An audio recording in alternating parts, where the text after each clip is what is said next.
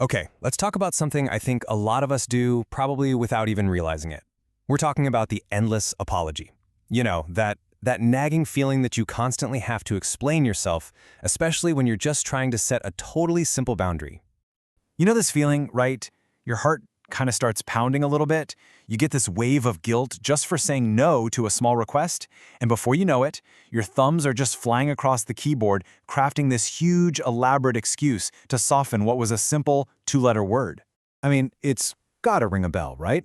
In that moment, you suddenly feel like it's your job to manage the other person's feelings about your decision.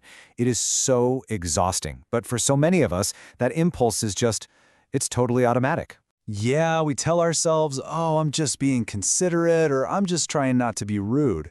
But what if I told you this whole thing goes way, way deeper? What if it's not about good manners at all, but actually about keeping yourself safe? So this is where we really need to reframe the entire conversation.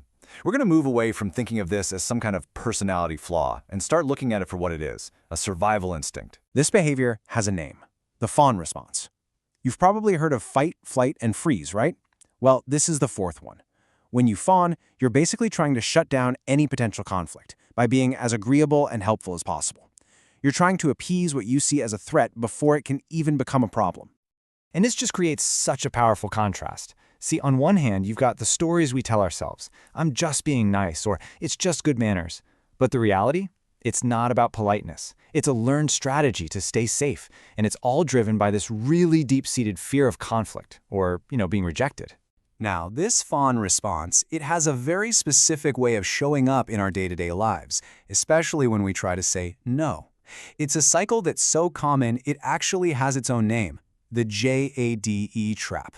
JAD stands for justify, argue, defend, and explain. Sound familiar? It's that little four-step dance we do when we feel like our no isn't good enough on its own.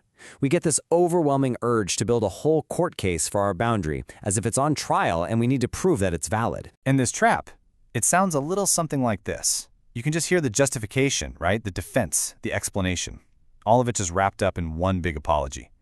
It's practically begging for forgiveness just for having a boundary in the first place. Okay, so if we're all caught in this JADE trap, how in the world do we get out?